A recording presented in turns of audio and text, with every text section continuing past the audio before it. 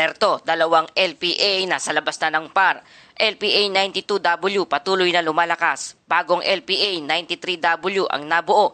May bagyo bang papasok sa ating Philippine Area of Responsibility ngayong darating na linggo? Alamin ang direksyon ng susunod na bagyo. Magandang araw kababayan, ito ang PNN Panahon News Network, ang inyong daily weather news authority ng bansa. Kung bago ka pa lamang sa ating channel, please like, share, and subscribe. Salamat sa iyong suporta. Narito ang ating weather updates ngayong araw ng Huwebes, June 18, 2026. Dalawang low pressure area ang kasalukuyang binabantayan sa labas ng ating Philippine Area of Responsibility.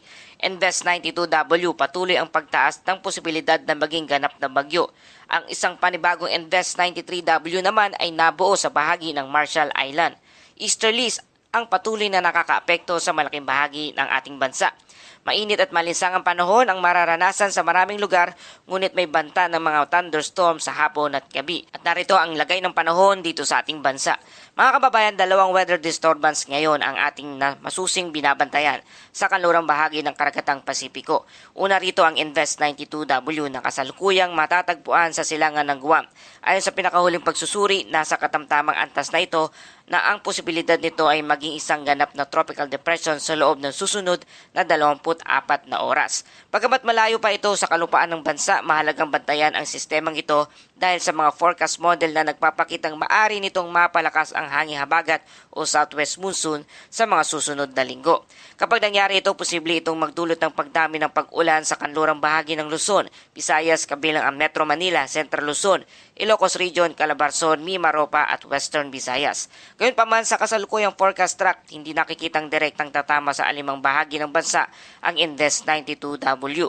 Sa halip, inaasahang kikilos ito pakanlurang hilagang kanluran habang unti-unting lumalakas sa bukas na karagatan ng Philippine Sea. Pagdating ng susunod na ilang araw, maaari itong magsimulang lumiko pahilaga bago tuluyang mag-recurve o bumaling pahilagang silangan patungo sa timog ng Japan. Ito ang tinatawag nating recurving track kung saan ang bagyo ay hindi tumatawid sa Pilipinas bagkos ay lumilihis papunta sa karagatan ng Japan.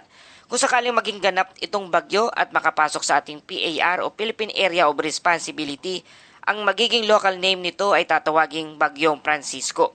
Ang ikalawang bagyo ngayong buwan ng Hunyo at ika-anim naman na bagyo ngayong taong 2026. Samantala, nabuo naman ngayong araw ang panibagong Invest 93W sa bahagi ng Marshall Island. Sa ngayon ay mababa pa ang posibilidad nitong maging bagyo sa loob ng susunod na 2 araw. Napakalayo pa nito sa ating bansa at nananatiling hindi pa malinaw ang magiging galaw nito. May ilang forecast model na nagpapakitang maari rin itong kumilos pakanluran sa susunod na linggo, habang ang iba naman ay nagpapakitang mananatili lamang ito sa bukas na bahagi ng karagatan. Dahil dito mataas ang certainty sa maging development ng Invest 93W. Patuloy natin itong babatayan sa mga susunod na araw. Samantala, nananatiling easterlies o mainit na hangin nagmumula sa Karagatang Pasipiko ang pangunahing nakakaapekto sa malaking bahagi ng ating bansa. Dahil dito, inaasahan pa rin ang mainit at malisangang panahon sa maraming lugar lalo na sa tanghali hanggang sa hapon.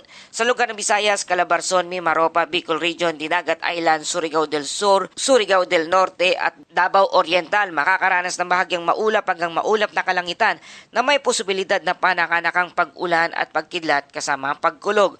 Ang mga pag-ulang ito ay dulot ng easterlies. Bagamat hindi inaasahang magiging malawak ang pag-ulan, maaari pa rin magkaroon ng localized flooding at landslide kapag tumama ang malalakas na thunderstorm sa inyong lugar. Sa Metro Manila at sa nalalabing bahagi ng bansa, inaasahan ang bahagyang maulap hanggang maulap na kalangitan. Ngunit pagsapit ng hapon hanggang gabi, posibleng mabuo ang mga localized thunderstorm na maaaring magdala ng malalakas na buhos ng ulan, pagkilat at malalakas na hangin. Kaya pinapayuhan ang ating mga kababayan na magdala lagi ng payong at maging alerto sa biglang pabago-bago ng panahon. Sa lagay naman ng karagatan at hangin, sa Luzon at Visayas, asahan ang mahina hanggang katamtamang hangin na magbumula sa silangan hanggang timog silangan. Ang taas ng alon ay nasa pagitan ng 0.6 hanggang 1.2 metro ang taas. Sa Mindanao naman, mahina hanggang katamtamang hangin mula sa silangan hanggang hilagang silangan. Ang alon ay mananatili sa 0.6 hanggang 1.2 metro ang taas. Sa kabuuan, ligtas pa rin sa karamihan ng maliliit na sasakyang pandagat, ngunit pinapayuhan pa rin ang mga mangingisda na maging maingat lalo na kapag mayroong thunderstorm. Sa ating temperatura, patuloy ang mainit na panahon sa bansa.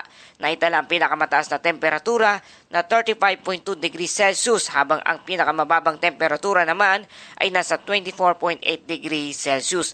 Dahil mas mataas ang humidity, mas mataas ang pakiramdam na init o heat index sa maraming lugar.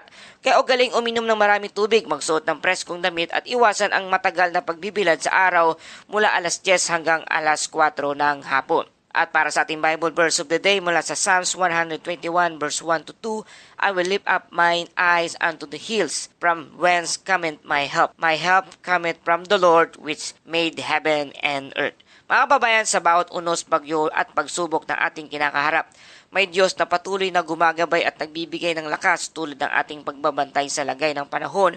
Mas malaga ang ating pagtitiwala sa Panginoon na siyang tunay na kanlungan sa panahon ng kagipitan. Ano man ang inyong pinagdaraanan sa ngayon, huwag tayong mawala ng pag-asa sapagkat ang tulong ng Diyos ay laging napapanahon. At yan po ang ating ulat, panahon sa araw na ito. Magandang araw at pagpalain tayo ng ating Panginoon. Kung nagustuhan niyo po ang balitang ito, please like, share, and subscribe. Salamat sa inyong patuloy na pagsuporta dito sa ating channel.